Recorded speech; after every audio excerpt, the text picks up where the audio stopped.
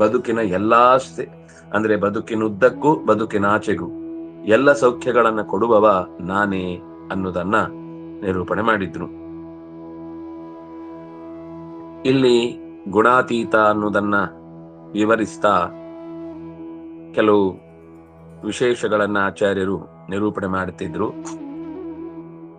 ತತ್ಕೃತ ಬಂಧಾತ್ಯಯಾತ್ ತದಧಿಕ ವಿಷ್ಣು ಪ್ರಾಪ್ತೇಶ್ಚ ತದತ್ಯಾಯಿ ಇತ್ಯುಚ್ಯತೆ. ಗುಣದಿಂದ ಕೃತವಾದ ಬಂಧನವನ್ನ ದಾಟಿ ತದಧಿಕವಾದಂತಹ ವಿಷ್ಣುವನ್ನ ಯಾರು ಪಡೀತಾನೋ ಅವನು ಅತ್ಯಯಿ ಅಂತ ಅನಿಸುತ್ತಾನೆ. ಗುಣಾತ್ಯಯಿ ಅಂತ ಅದನ್ನೇ ಕರೆದಿದ್ದು. ಅಂದ್ರೆ ಗುಣರೂಪಿಣಿಯಾದಂತಹ ಮಹಾಲಕ್ಷ್ಮಿಯನ್ನ ಮೀರಿ ಪರಮಾತ್ಮನ ಎಚ್ಚರವನ್ನ ಪಡೆದವನು ಗುಣಾತ್ಯಯಿ ಆಗ್ತಾನೆ. ಅಂದ್ರೆ ಅವಳನ್ನು ಮೀರಿ ಅಂತಂದ್ರೆ ಇವನು ಮೀರುದು ಅಂತಲ್ಲ, ಭಗವಂತನ ಯಾರು ಲಕ್ಷ್ಮೀದೇವಿ ಪರಮಾತ್ಮನ ವಶದಲ್ಲಿ ಈ ಜಗತ್ತನ್ನೆಲ್ಲವನ್ನು ಕೂಡ ಗುಣಗಳ ಮೂಲಕ ನಿರ್ವಹಿಸ್ತಾಳೆ ಅಂತ ಸರಿಯಾಗಿ ಅರಿತು ಅವಳ ಗೌರವಕ್ಕೆ ಚ್ಯುತಿ ಬಾರದಂತೆ ಮತ್ತು ಭಗವಂತನ ಘನತೆಗೆ ಧಕ್ಕೆ ಬಾರದಂತೆ ಅರ್ಥ ಮಾಡಿಕೊಳ್ಳುವುದೇನಿದೆ ಇದು ಗುಣಾತ್ಯಯವಾಗುತ್ತೆ. ಯಥಾ ದ್ವಾರಪಾಲಂ ಅತೀತ್ಯ, ದ್ವಾರಪಾಲನನ್ನ ದಾಟಿ, ಅಂದ್ರೆ ದ್ವಾರಪಾಲನ ಅಧಿಕಾರವನ್ನು ಇವನು ಏನು ದಾಟೋದು ಅಂತ ಅದಕ್ಕೆ ಮೀರುವುದು ಅಂತ ಏನು ಅರ್ಥ ಅಲ್ಲ. ಯಥಾ ರಾಜಾನಂ ಗಚ್ಚತಿ, ಹಾಗೆ ಮೇಲಿನ ಸ್ತರದ ಚಿಂತನೆಯನ್ನು ನಡೆಸುವುದಕ್ಕೆ ಹಾಗೆ ಶಬ್ದವನ್ನು ಬಳಸಿದ್ದು. ಬ್ರಹ್ಮಣಿ ಭೂಯಂ ಬ್ರಹ್ಮ ಭೂಯಂ, ಪರಮಾತ್ಮನಲ್ಲೇ ಮನಸ್ಸಿಟ್ಟು ಬ್ರಹ್ಮೇತೆ ಪ್ರಕೃತ ಮಹಾಲಕ್ಷ್ಮಿ.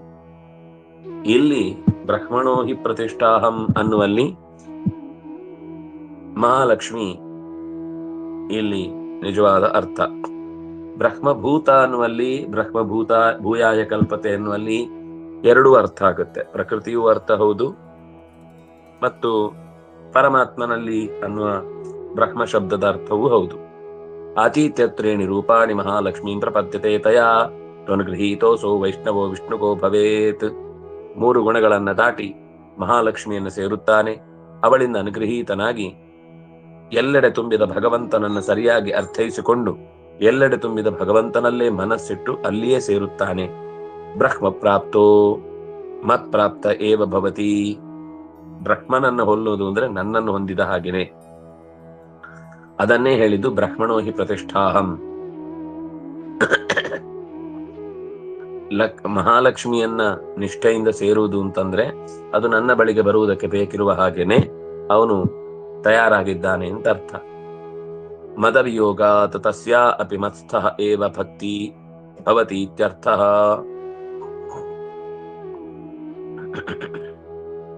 ಮದವಿಯೋಗಾತ್ ತಸ್ಯಾಹ, ಅವಳು ಎಂದೂ ಕೂಡ ನನ್ನನ್ನು ತೊರೆದು ಹೋಗುವವಳಲ್ಲ. ಮತ್ತೊಮ್ಮೆ ಮನಸ್ಸಲ್ಲಿ ಇಟ್ಕೊಳ್ಬೇಕು, ಅವರಿಬ್ಬರಲ್ಲಿ ಯಾವತ್ತೂ ಭಿನ್ನ ಅಭಿಪ್ರಾಯ ಬರಲ್ಲ. ನಮ್ಗೆ ಲೋಕದ ಕಥೆಗಳಲ್ಲಿ ದೇವತೆಗಳಲ್ಲಿ ಆಗತ್ತೆ, ಲಕ್ಷ್ಮಿ ಮತ್ತು ನಾರಾಯಣರಲ್ಲಿ ಎಂದೂ ಕೂಡ ಯುವಾಂ ಯುವಾನೋ ಸತತಂ ಯುವಯೋರ್ನವಯೋಧಿಕಃ ಅಂತ ಅನೇಕ ಕಡೆಗಳಲ್ಲಿ, ಇಲ್ಲಿ ಮಾತ್ರ ಅಂತಲ್ಲ. ಅದರಿಂದಾಗಿ ಸೀತೆಯ ಕಳೆದುಕೊಳ್ಳುವಿಕೆ ಆಗಲಿ, ಏನೇ ಇಂತೆಂಥ ಚಟುವಟಿಕೆಗಳು ಏನೇನ್ ಕಾಣುತ್ತೋ ಮೂಲ ಅಂದ್ರೆ ಅವತಾರದ ಕಥೆಗಳಲ್ಲಿ ಮೂಲ ರೂಪದಲ್ಲಿ ಏನಾದ್ರೂ ಈ ತರ ಬಂದ್ರೆ ಅದು ಅಸಂಗತ ಅಂತ ಅರ್ಥ. ಮೂಲ ರೂಪದಲ್ಲಿ ಅವ್ರು ಯಾವತ್ತೂ ಕೂಡ ಭಿನ್ನ ಅಭಿಪ್ರಾಯಗಳನ್ನು ತಾಳುವುದೂ ಇಲ್ಲ, ಸಿಟ್ಟು ಮಾಡ್ಕೊಂಡು ಹೋಗುವುದೂ ಇಲ್ಲ. ತಸ್ಯಾ ಅಪಿ ಮತ್ಸ್ಥಃ ಏವ ಭವತಿ, ಅವಳಲ್ಲಿ ಆ ನನ್ನಿಂದ ಅನನ್ಯವಾಗಿ ಆಕೆಯನ್ನು ಚಿಂತಿಸಿ ಅಲ್ಲಿ ಭಕ್ತಿ ಮಾಡಿದ್ರೆ ಅದು ನನ್ನಲ್ಲಿ ಭಕ್ತಿ ಮಾಡಿದ ಹಾಗೆ ಆಗುತ್ತೆ. ಅಂದ್ರೆ ಅವರಿಬ್ಬರಲ್ಲಿ ಅನ್ಯೋನ್ಯತೆಯನ್ನು ಅರ್ಥ ಮಾಡಿಕೊಂಡು ಅವಳಲ್ಲಿ ಭಕ್ತಿ ಮಾಡಿದ್ರೆ ಅದು ಪೂರ್ತಿಯಾಗಿ ಭಕ್ತಿಯ ಸ್ವರೂಪದ ಕಡೆಗೆ ಎಳೆದೊಯ್ಯುತ್ತೆ. ತಥಾ ಪ್ರಾಪ್ತಿ ಕ್ರಮ ವಿವಕ್ಷಯ ತದುಕ್ತಿ. ಅವಳನ್ನು ದಾಟಿ ಹೋಗುವುದು ಅಂತ ಏನ್ ಹೇಳಿದ್ದ ಹಾಗಾದ್ರೆ ಅಂದ್ರೆ ಪ್ರಾಪ್ತಿಯ ಕ್ರಮವನ್ನ ಹೇಳುವಾಗ ಅವಳನ್ನ ದಾಟಿ ಅಂತ ಹೇಳಿದ. ಅವರಿಬ್ಬರನ್ನ ಬಿಟ್ಟು ಒಬ್ರಿಗಿಂತ ಒಬ್ಬರನ್ನು ಬಿಟ್ಟು ಅಂತ ಚಿಂತಿಸ್ಲಿಕ್ಕಿಲ್ವೇ ಇಲ್ಲ. ಏಕಾಂತಿಕಸ್ಯ ಸುಖಸ್ಯ ಮೋಕ್ಷಸ್ಯ.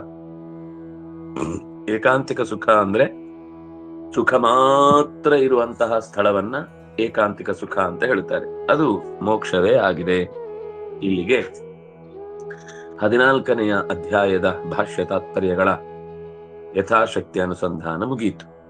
ಮುಂದೆ 15ನೇ ಅಧ್ಯಾಯ. ಇದು ಒಂದು ರೀತಿ ಸಾರಭೂತವಾದ ಸಮಗ್ರ ಶಾಸ್ತ್ರಗಳ ಸಾರ ಭಾರತ, ಭಾರತದ ಸಾರ ಗೀತ, ಗೀತದ ಸಾರ ಈ 15ನೇ ಅಧ್ಯಾಯ.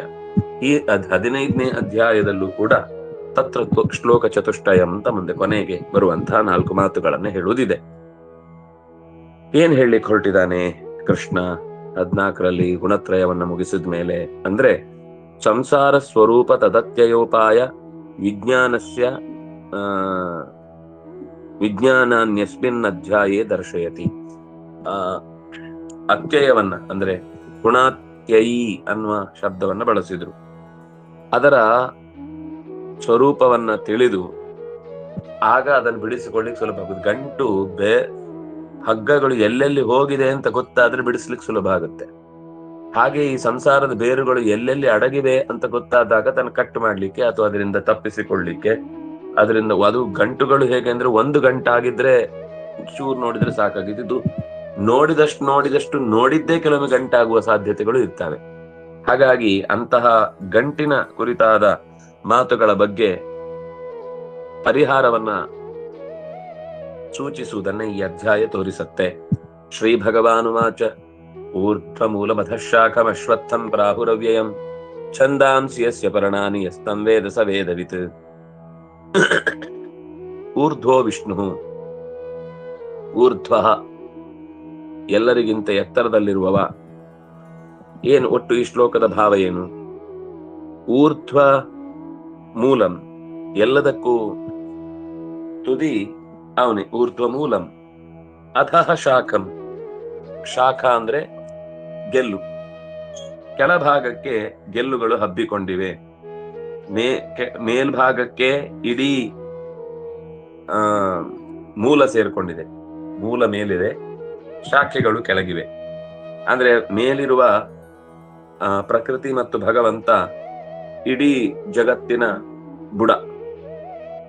ಆಮೇಲೆ ಜೀವ ಜಡ ಇವೆಲ್ಲ ಟೊಂಗೆ ಟಿಸಿಲುಗಳ ತರ.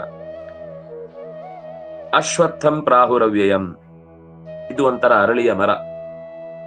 ಈ ಅರಳಿಯ ಮರದ ಎಲೆಗಳು ಯಾವುದು ಅಂದ್ರೆ ಛಂದಾಂಸಿ, ಪರ್ಣಾನಿ ಛಂದಾಂಸಿ. ಎಲೆಗಳೇ ನಮಗೆ ಇಲ್ಲಿ ವೇದಗಳು. ಈ ಮರದ ಎಲೆಗಳು ಯಾವುದು ಅಂದ್ರೆ ವೇದಗಳು.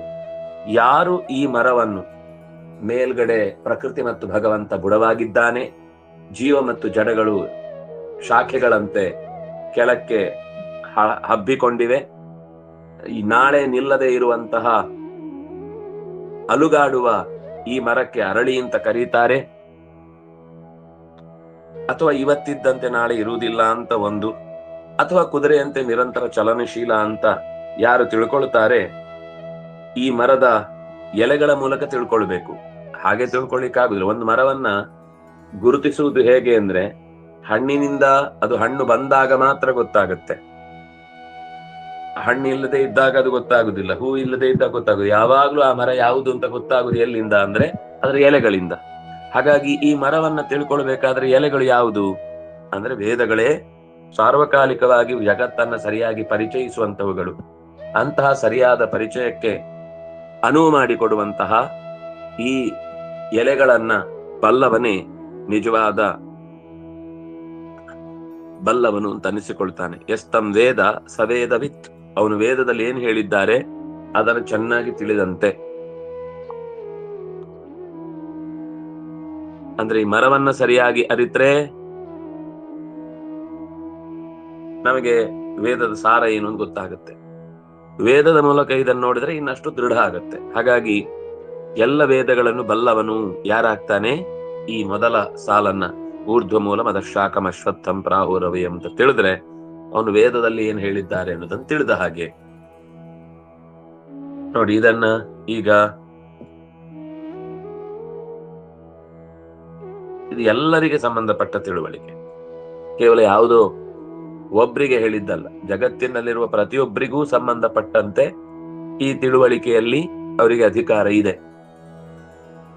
ಏನದು ಅನ್ನೋದನ್ನ ಆಚಾರ್ಯರು ಒಂದಿಷ್ಟು ಬಿಡಿಸ್ತಾರೆ. ಊರ್ಧ್ವ ಅಂತ ಹೇಳಿದ್ರಿ, ಎತ್ತರದವನು ಅನ್ನುವ ಶಬ್ದದಿಂದ ಈ ಪದವನ್ನು ಹೇಳ್ತಾ ಇದೆ. ಊರ್ಧ್ವ ಪವಿತ್ರೋ ವಾಜಿನೀವಸು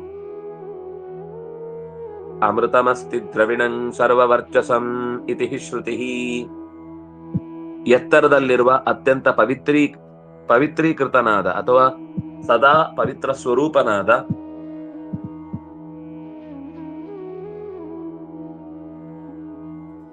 ಜಗತ್ತಿಗೆ ಅನ್ನವನ್ನ ನೀಡುವ, ಮೃತಿಯನ್ನ ಕಳೆಯುವ, ಇದು ಭಗವಂತನಿಂದ. ಅಮೃತಮಸ್ಮಿ ದ್ರವಿಣಂ ಸರ್ವವರ್ಚಸಂ.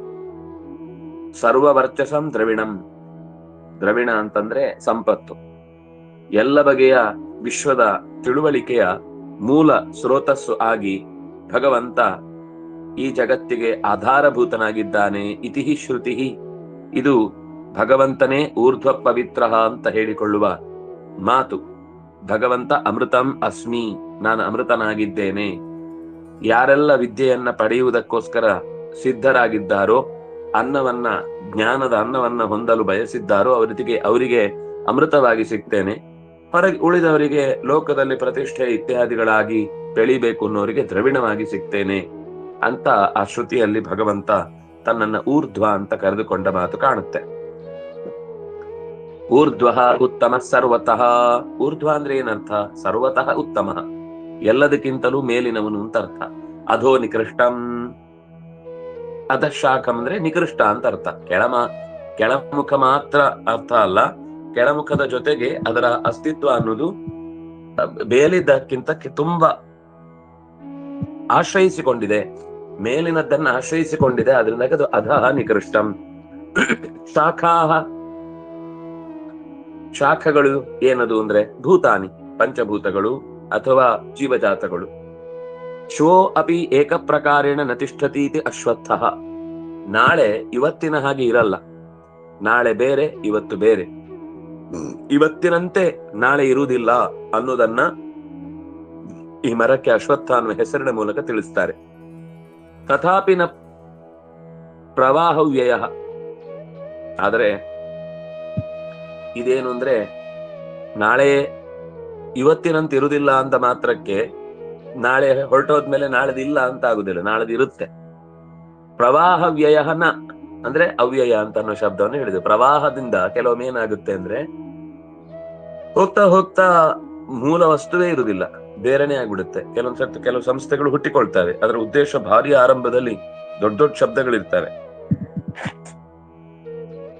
ಆದ್ರೆ ಹೋಗ್ತಾ ಹೋಗ್ತಾ ಅದರ ಮ್ಯಾನೇಜರ್ ಚೇಂಜ್ ಆದ್ರು, ಕಮಿಟಿ ಚೇಂಜ್ ಆಯ್ತು, ಟ್ರಸ್ಟ್ ಚೇಂಜ್ ಆಯ್ತು ಅಂತ ಆದಾಗ ನಾಳೆ ಯಾವ ಉದ್ದೇಶದಿಂದ ಹೊರಟೋ ಅದರ ಮೂಲೋತ್ಪಾಟನೆಗೋಸ್ಕರನೇ ಕಟಿಬದ್ಧವಾಗಿ ನಿಂತುಬಿಟ್ಟಿರುತ್ತೆ. ಆದ್ರೆ ಇದು ಹಾಗಲ್ಲ. ಪ್ರಪಂಚ ಪ್ರವಾಹತಃ ನಿತ್ಯ. ಪೂರ್ವ ಬ್ರಹ್ಮಕಾಲೇ ಯಥಾ ಸ್ಥಿತಿ ತಥಾ ಸರ್ವತ್ರಾಪಿ ಅವ್ಯಯತ. ಏನ್ ಅವ್ಯಯತ ಅಂದ್ರೆ ಇನ್ನೂ ಸ್ಪಷ್ಟ ಮಾಡಿದ್ರು. ಪೂರ್ವದ ಸೃಷ್ಟಿಯಲ್ಲಿ ಚತುರ್ಮುಖನಿಂದ ಏನೆಲ್ಲ ಸೃಷ್ಟಿಯಾಗಿ ಜಗತ್ತಿನಲ್ಲಿ ವಸ್ತುಗಳೆಲ್ಲ ನಿರ್ಮಾಣಗೊಂಡಿದ್ದವೋ ಅದೇ ರೀತಿ ವಸ್ತುಗಳ ನಿರ್ಮಾಣ ಈ ಪ್ರಪಂಚದ ಸೃಷ್ಟಿಯಲ್ಲೂ ಕೂಡ ಉಂಟಾಗಿ ಯಾವುದೇ ರೀತಿಯ ವ್ಯತ್ಯಾಸ ಇಲ್ಲ. ವ್ಯತ್ಯಾಸ ಏನು ಅಂದ್ರೆ, ಮೊದಲಿದ್ದು ನಂತರ ಬರ್ಬೋದು, ನಂತರ ಇದ್ದಿದ್ದು ಮೊದಲು ಬರ್ಬೋದು, ವ್ಯಕ್ತಿಗಳ ಹೆಸರು ಚೇಂಜ್ ಆಗ್ಬೋದು, ಪಾತ್ರಗಳಿಗೆ ಸ್ವಲ್ಪ ವೆಯ್ಟೇಜ್ ಜಾಸ್ತಿ ಆಗ್ಬೋದು ಅಥವಾ ವೆಯ್ಟೇಜ್ ಕಮ್ಮಿ ಆಗ್ಬೋದು. ಹೀಗೆ ಬಿಟ್ರೆ ಮುಖ್ಯ ಕಥೆ ಸಾರಾಂಶ ಅದೇ ಇರುತ್ತೆ. ಎಲ್ಲಾ ಸಿನಿಮಾಗಳ ಸಾರಾಂಶ ಹೆಚ್ಚು ಕಮ್ಮಿ ಒಂದೇ ಇರುತ್ತೆ, ಯಾವುದೋ ಒಂದು ಗುರಿಯನ್ನ ಸಾಧಿಸುವುದು ಅಂತ.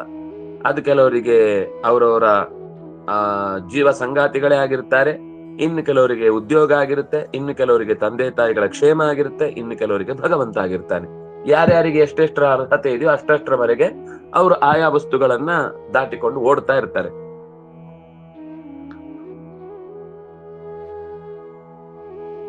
ಹಾಗಾದ್ರೆ ಪೂರ್ವ ಬ್ರಹ್ಮ ಕಾಲೇ ಯಥಾ ಸ್ಥಿತಿ ತಥಾ ಸರ್ವತ್ರಾಪಿ ಅವ್ಯಯತ. ಇದು ಕೇವಲ ಯಾವುದು ಒಂದು ವಿಷಯದಲ್ಲ, ಎಲ್ಲಾ ವಿಷಯದಲ್ಲೂ ಕೂಡ ಅವ್ಯಯತ್ವ.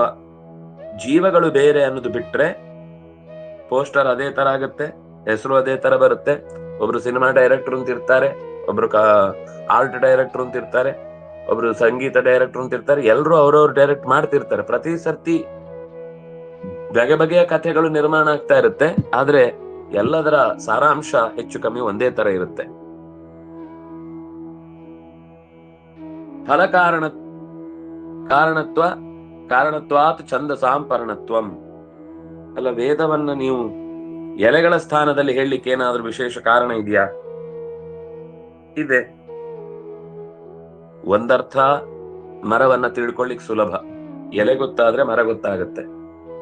ಎರಡನೇದ್ದು, ಇಡೀ ಈ ಮರದ ಫಲ ಸಿಗುದು ಯಾವ್ದ್ರಿಂದ ಹೇಳಿ? ಎಲೆಗಳಲ್ಲಿ ದ್ಯುತಿ ಸಂಶ್ಲೇಷಣೆ ಕ್ರಿಯೆಯಾಗಿ ಅದು ಸಾರವನ್ನ ಸ್ವೀಕಾರ ಮಾಡಿ ಸೂರ್ಯನಿಂದ ಅದನ್ನ ತಗೊಂಡು ಹೋಗಿ ಒಂದು ಕಡೆ ಸಂಗ್ರಹ ಮಾಡಿ ಅದು ಹಣ್ಣಾಗಿಸಿ ಕೊಡುತ್ತೆ. ಎಲೆಗಳಿಂದಲೇ ಚಿಗುರು ಸಿಗುವುದು, ಎಲೆಗಳಿಂದಲೇ ಹೂವು ಹುಟ್ಟುವುದು, ಎಲೆಗಳಿಂದಲೇ ಕಾಯಿ ಆಗುವುದು, ಎಲೆಗಳಿಂದಲೇ ಹಣ್ಣು ಹೋಗುವುದು. ಹಾಗಾಗಿ ಫಲದ ಕನಕ ಕರ್ಕೊಂಡು ಹೋಗುದು ಯಾವುದು ಅಂದ್ರೆ ಎಲೆ. ಆದ್ರಿಂದಾಗಿ ಈ ಮರದ ಫಲವನ್ನ ಕೊಡುವುದು ಎಲೆಗಳು ಅನ್ನುವ ಕಾರಣಕ್ಕೋಸ್ಕರ ಛಂದಸ್ಸನ್ನೇ ಇಲ್ಲಿ ಎಲೆಗಳು ಅಂತ ಗುರುತಿಸಿದ್ರು. ಯಾಕಂದ್ರೆ ವೇದಗಳಿಂದಲೇನೆ ಈ ಜಗತ್ತಿನ ಎಲ್ಲಾ ಸುಖ ಸೌಖ್ಯಗಳನ್ನ, ಭೌತಿಕವಾದ ಸುಖವಾಗಲಿ ಅಭೌತಿಕವಾದ ನೈಜ ಆತ್ಮಾನುಭೂತಿಯನ್ನಾಗಲಿ ಪಡಿಲಿಕ್ಕೆ ಸಾಧ್ಯ. ನಹಿ ಕದಾಚಿತ್ ಅಪ್ಯಜಾತೆ ಪರ್ಣೆ ಫಲೋತ್ಪತ್ತಿ. ಯಾವ ಗಿಡದಲ್ಲಿ ಎಲೆಗಳೇ ಇರುವುದಿಲ್ವೋ ಆ ಮರದಲ್ಲಿ ಹಣ್ಣಾಗುವುದು ನೋಡಿದ್ದೀರಾ? ಆಗುದಿಲ್ಲ. ಆಮೇಲೆ ಆಗ್ಬೋದು, ಎಲೆ ಉದುರಿದ ಮೇಲೆ ಹಣ್ಣಾಗ್ಬೋದು, ಆದ್ರೆ ಮೊದ್ಲು ಎಲೆ ಎಲ್ಲ ಮಾಡಿಟ್ಟೋಗಿರುತ್ತೆ. ಕೆಲವು ಮರಗಳಲ್ಲಿ ಹಾಗಾಗುವ ಸಾಧ್ಯತೆಗಳಿರ್ತವೆ. ಏನ್ರಿ ಎಲೆ ಇಲ್ದೆ ಆಗಿಲ್ವಾ ಅಂತ ಗಡಬಡ ಮಾಡಬೇಡಿ. ಅದು ಮೊದಲು ಎಲೆಗಳೇ ಎಲ್ಲ ಅಂತ ಕಾರ್ಯಭಾರ ಮಾಡಿ, ಇದು ಇನ್ನು ಇದ್ರೆ ಯಾವುದೋ ಕೋಟಿಯಲ್ಲಿ ಒಂದು ಅಂತದ್ದೇನೋ ಒಂದು ವಿಶಿಷ್ಟವಾದ ಮರ ಇರುತ್ತೆ. ಆ ಮರದಲ್ಲಿ ಎಲೆಗಳಿಲ್ಲದೆ ಇದ್ರು ಕೂಡ ಮರದ ತೊಗಟೆಗಳಿಗೆ ಎಲೆಯ ಕೆಲಸಗಳನ್ನ ಅದು ಹಚ್ಚಿ ಹೋಗಿರುತ್ತೆ ಅಂತ ನಾವು ತಿಳ್ಕೊಳ್ಬಹುದು ಹೊರತು ಎಲೆಗಳಿಂದ ಮರದ ನಿಜವಾದ ಫಲವನ್ನ ಕೊಡುವುದನ್ನ ನಾವು ನೋಡ್ತೇವೆ. ಆದ್ರಿಂದ ನಹಿ ಕದಾಚಿತ್, ಯಾವತ್ತೂ ಕೂಡ ಅಜಾತೆ ಪರ್ಣೆ, ಎಲೆಗಳಿಲ್ಲದಲ್ಲಿ ಫಲಗಳನ್ನ ನಾವು ಕಾಣುವುದು ಸಾಧ್ಯ ಇಲ್ಲ. ಆದ್ರಿಂದಾಗಿ ವೇದವನ್ನ ಎಲೆಯ ಸ್ಥಾನದಲ್ಲಿರಿಸಿ ಯಾರು ಅದನ್ನ ಚೆನ್ನಾಗಿ ತಿಳಿತಾನೋ ಅವನು ಫಲದ ಬಗ್ಗೆ ಗೊತ್ತಾಗುತ್ತೆ, ಜಗತ್ತಿನ ಬಗ್ಗೆ ಗೊತ್ತಾಗುತ್ತೆ, ಶಾಖೆಗಳ ಬಗ್ಗೆ ಗೊತ್ತಾಗುತ್ತೆ, ಮತ್ತು ಇದೆಲ್ಲದಕ್ಕಿಂತ ಮೇಲೆ ಇರುವಂತಹ ಊರ್ಧ್ವಮುಖನಾದಂತಹ ಪರಮಾತ್ಮನ ಪರಿಚಯವನ್ನು ಕೂಡ ಆ ಎಲೆಗಳು ನಮಗೆ ತಂದು ಕೊಡ್ತವೆ. ಯಾಕೆ ಅಂದ್ರೆ ಅದು ಈ ಮರದ್ದೇ ಬುಡ. ಆದ್ರಿಂದಾಗಿ ಬುಡ ಸಹಿತವಾದ ಮರವನ್ನೇ ನಾವು ವೇದಗಳಿಂದ ತಿಳ್ಕೊಳ್ಬೇಕು ಅನ್ನುವ ದೃಷ್ಟಿಯಿಂದ ಈ ಪದ್ಯದಲ್ಲಿ ಅತ್ಯಂತ ಸುಂದರವಾಗಿ ಭಗವಂತನ ಮತ್ತು ಜಗತ್ತಿನ ಮತ್ತು ಜೀವಜಾತಗಳ ಪರಿಚಯವನ್ನ ಕೊಟ್ರು. ಆಚಾರ್ಯರು ತಾತ್ಪರ್ಯದಲ್ಲಿ ಏನು ಹೇಳುತ್ತಾರೆ ಅಂತ ನೋಡೋಣ. ಕೆಳಗೆ ಬನ್ನಿ. ತ್ರಯೋದಶೋಕ್ತಂ ವಿಶಿಷ್ಯ ದರ್ಶಯತಿ. ತಾತ್ಪರ್ಯದಲ್ಲಿ ತ್ರಯೋದಶೋಕ್ತಂ 13ನೇ ಅಧ್ಯಾಯದಲ್ಲಿ ಹೇಳಿದ ಸಂಗತಿಗಳನ್ನ ಮತ್ತೆ ವಿಸ್ತಾರವಾಗಿ ಇಲ್ಲಿ ಚಿಂತನೆ ಮಾಡ್ತಾ ಇದ್ದಾರೆ. ಪೃಥಂಗ್ ಮೂಲಂ ಹರಿಸ್ತ್ವಸ್ಯ ಜಗದ್ವೃಕ್ಷಸ್ಯ ಭೂಮಿವತ್ ಸತ್ವಾದಿಯುಕ್ತೆ ಕದಾ ಚಿತಚಿತ್ ಪ್ರಕೃತಿ ಮೂಲಭಾಗವತ್ ಅತ್ರಾಪಿ ಚತುಚಿದ್ಯೋಗಃ ವೃಕ್ಷವತ್ ಸಂಪ್ರಕೀರ್ತಿತಃ ಪೃಥಿವೀ ದೇವತಾವತ್ ತದ್ಧರಿಃ ಮೃದ್ವದ್ ಅಚೇತನ ಹರಿರ್ಮೃದ್ವದಚೇತನ ಉತ್ತಮತ್ವಾತ್ ಮೂಲಾನಾಂ ಊರ್ಧ್ವಮೂಲಸ್ತ್ವಯಂ ಸ್ಮೃತಃ ನೀಚಾಸ್ತತೋ ಮಹದಂಬು ಹಯೋ ಭೂತ ಸಂಯುತಾಃ ಮಹದಹಂ ಬುದ್ಧಯಃ ಭೂತ ಸಂಯುತಾಃ ಶಾಖಾಶ್ಚಂದಾಂಸಿ ಪರ್ಣಾನಿ ಕಾಮಮೋಕ್ಷ ಫಲೇ ಯತಃ. ಮೂಲ ಅನ್ನೋದು ಪೃಥಕ್ ಅಸ್ಯ ಜಗದ್ವೃಕ್ಷಸ್ಯ ಮೂಲಂ ಹರಿಹಿ ಪೃಥಕ್, ಬೇರೆಯಾಗಿ ಇದ್ದಾನವನು. ಭೂಮಿಯಂತೆ, ಭೂಮಿ ಮರಕ್ಕಿಂತ ಬೇರೆ ಅಲ್ವಾ, ಅದು ಬುಡದಲ್ಲೇ ಇರುತ್ತೆ. ಆದ್ರೆ ಮರದ್ದೇ ಒಂದು ಭಾಗ ಅಲ್ಲ ಭಗವಂತ. ಮರದ ಬುಡವನ್ನ ಹಿಡಿದಿಡ್ಲಿಕ್ಕೋಸ್ಕರ ಭೂಮಿಯಂತೆ ಪ್ರತ್ಯೇಕವಾಗಿ ನಿಂತಿದ್ದಾನೆ. ಊರ್ಧ್ವ ಮೂಲಂ ಅಂದ್ರೆ ವೃಕ್ಷವನ್ನ ನೀವು ಪರಿಚಯಿಸುವಾಗ ಇಡೀ ಮರದ ಸ್ಥಾನದ ಬುಡವನ್ನ ಭಗವಂತನಿಗೆ ಪರಿಚಯಿಸಿದ್ಮೇಲೆ ಮರದ್ದೇ ಒಂದು ಭಾಗ ಆದ ಅನ್ನುವ ಮಾತ್ರಕ್ಕೆ ಅವನ ಅಪೂರ್ಣ ಆದ. ಯಾಕಂದ್ರೆ ಎಲೆ ಬುಡ ಅಲ್ಲ, ಬುಡ ಎಲೆ ಅಲ್ಲ. ಹಾಗಾಗಿ ಅವನಿಗೆ ಪೂರ್ಣತೆ ಹೇಗೆ ಬಂತು ಅನ್ನೋ ಒಂದು ಪ್ರಶ್ನೆ ಬರುತ್ತೆ. ಅದಕ್ಕೋಸ್ಕರ ಆಚಾರ್ಯರು ಹೇಳಿದ್ರು, ನಿಮ್ಗೆ ಬುಡ ಅಂತ ಅರ್ಥ ಆಗ್ಲಿಕ್ಕೆ ಹೇಳಿದ್ದು. ಆದ್ರೆ ಬುಡದಲ್ಲಿ ಬೇರುಗಳು ಇರ್ತವೆ ಹೇಗೋ ಹಾಗೆ ಮಣ್ಣು ಇರುತ್ತೆ. ಹರಿಹಿ ಅಸ್ಯ ಜಗದ್ವೃಕ್ಷಸ್ಯ ಭೂಮಿವತ್. ಈ ಮರವನ್ನ ಹಿಡಿಲಿಕ್ಕೋಸ್ಕರ ಮಣ್ಣಿನಂತೆ ನಿಂತಿದ್ದಾನೆ ಹೊರತು ಅವನು ಈ ಅಶ್ವತ್ಥ ವೃಕ್ಷದ ಭಾಗವಾಗಿಲ್ಲ. ಯಾಕೆಂದ್ರೆ ವೃಕ್ಷ ಒಂದ್ ದಿವಸ ನಾಶ ಆಗುತ್ತೆ. ನಾಶ ಆದಾಗ ಅದರ ಬುಡವು ನಾಶ ಆಗುತ್ತೆ, ಬೇರು ನಾಶ ಆಗುತ್ತೆ. ಬ್ರಹ್ಮನು ನಾಶ ಆಗ್ತಾನ ಅಂದ್ರೆ ಇಲ್ಲ. ಅದಕ್ಕೆ ಈ ಮಾತನ್ನ ಆಚಾರ್ಯರು ಸಂಹಿತೆಯ ಮಾತನ್ನ ಎತ್ತಿ ಹೇಳ್ತಾ ಇದ್ದಾರೆ. ದೇವರು ಈ ವಿಷಯದಲ್ಲಿ ನಾಶ ಹೊಂದುವವನಲ್ಲ. ಭೂಮಿಯಂತೆ ಅದಕ್ಕೆ ಆಸರೆಯಾಗಿ ನಿಂತಿದ್ದಾನೆ. ಭೂಮಿ ಮರವನ್ನು ಹೇಗೆ ಹಿಡಿದಿಡುತ್ತೋ ಹಾಗೆ ಊರ್ಧ್ವದಲ್ಲಿರುವಂತಹ ಭಗವಂತ ಮಣ್ಣಿನಂತೆ ಮರವನ್ನ ಎತ್ತಿ ಹಿಡಿದಿದ್ದಾನೆ. ಬರೀ ಮಣ್ಣಲ್ಲ, ಅದರ ಎಲೆಗಳೂ ಅವನಿಂದಲೇ, ಅದರ ಬೇರುಗಳು ಅವನಿಂದಲೇ, ಅದರ ಶಾಖೆಗಳು ಅವನಿಂದಲೇ, ಅದರ ಹೂ ಹಣ್ಣು ಎಲ್ಲವೂ ಕೂಡ ಈ ಮಣ್ಣು ಚೆನ್ನಾಗಿದ್ರೆ ಮಾತ್ರ ಮರ ಚೆನ್ನಾಗಿರ್ಲಿಕ್ಕೆ ಸಾಧ್ಯ ಅನ್ನೋದನ್ನ ಸತ್ವಾದಿಯುಕ್ತೋ ಚಿದಚಿತ್ ಪ್ರಕೃತಿ ಮೂಲ ಭಾಗವತ್. ಇನ್ನು ಸತ್ವ ರಜಸ್ಸು ತಮಸ್ಸು ಅನ್ನುವ ಗುಣಗಳಿಂದ ಕೂಡಿದಂತಹ ಚಿತಚಿತ್ ಪ್ರಕೃತಿ, ಎರಡು ಮುಖಗಳಲ್ಲಿ ಪ್ರಕೃತಿ ತೆರ್ಕೊಳ್ಳುತ್ತೆ. ಒಂದ್ ಚಿತ್ ಪ್ರಕೃತಿ, ಒಂದ್ ಅಚಿತ್ ಪ್ರಕೃತಿ. ಅದು ಮೂಲ ಭಾಗವತ್. ಮೂಲ ಭಾಗ ಅಂದ್ರೆ ನಾವು ಕಾಂಡ ಅಂತೇನು ಹೇಳ್ತೇವೆ.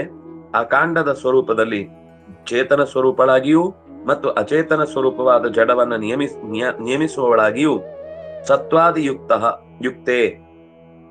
ಸತ್ವರಜಸ್ತಮಸ್ಸು ಅನ್ನೋದು ಚೇತನ ಪ್ರಕೃತಿಯ ನಿಯಮನದಲ್ಲೂ ಇದೆ ಮತ್ತು ಜಡ ಪ್ರಕೃತಿಯಲ್ಲೂ ಕೂಡ ಈ ಸತ್ವರಜಸ್ತಮಸ್ಸು ಗುಣಗಳ ಪ್ರಭಾವ ಇದೆ. ತತ್ರಾಪಿ ಚಿದಚಿದ್ಯೋಗೋ ವೃಕ್ಷವತ್ ಸಂಪ್ರಕೀರ್ತಿತಃ. ಅತ್ರಾಪಿ ಈ ಮರದಲ್ಲಿ ಚಿದಚಿದ್ಯೋಗ, ಮರದಲ್ಲಿ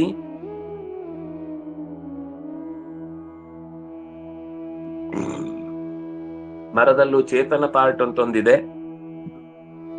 ಅಚೇತನವಾದ ಪಾರ್ಟ್ ಒಂದಿದೆ. ಹಾಗೇನೆ ಇಲ್ಲೂ ಕೂಡ ಈ ವೃಕ್ಷದಲ್ಲೂ ಕೂಡ ಚೇತನದ ಪಾರ್ಟ್ ಒಂದಿದೆ, ಅಚೇತನದ ಪಾರ್ಟ್ ಒಂದಿದೆ. ಜಗತ್ತಲ್ಲಿ ಜೀವರಾಶಿಗಳು ಬೇರೆ ಇದ್ದಾವೆ. ಆ ಜೀವರಾಶಿಗಳಿಗೆ ಸಹಕಾರಿಯಾದ ಮಣ್ಣು ನೀರು ಗಾಳಿ ಬೆಂಕಿ ಆಕಾಶ ಅನ್ನುವಂತಹ ಪೃಥಿವಿ ಮೊದಲಾದ ಪಂಚಭೂತಗಳ ಜಡದ ಪಾರ್ಟ್ ಒಂದಿದೆ. ಪೃಥಿವಿ ದೇವತಾವತ್ ತದ್ವತ್ ತದ್ಧರಿಹಿ ಮೃದ್ವದ ಚೇತನ. ಪೃಥಿವಿ ದೇವತಾವತ್ ತದ್ಧರಿಹಿ. ಹೇಗೆ ಪೃಥಿವಿ ಅಂದ್ರೆ ಎರಡಿದೆ, ಒಂದು ಚೇತನ ಪೃಥಿವಿ, ಒಂದು ಜಡ ಪೃಥಿವಿ. ಜಡಭೂತವಾದ ಪೃಥಿವಿ ಮತ್ತು ಚೇತನಭೂತವಾದ ಪೃಥಿವಿ ಎರಡೂ ಸೇರಿ ಪೃಥಿವಿ ಅಂತ ಅನ್ನಿಸಿಕೊಳ್ಳುತ್ತೆ, ಹಾಗೆ ಕಾಣಿಸುತ್ತೆ. ಹಾಗೇನೆ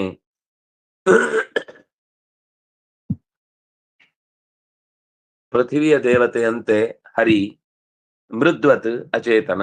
ಮಣ್ಣಿನಂತೆ ಅಚೇತನವಾದ ಜಡ ಇದೆ. ಜಡ ಪ್ರಕೃತಿಯನ್ನು ನಿಯಮನ ಮಾಡುವಾಗ ಜಡವೂ ಒಂದಿದೆ, ಅದು ಪ್ರತ್ಯೇಕವಾಗಿ ಇದೆ.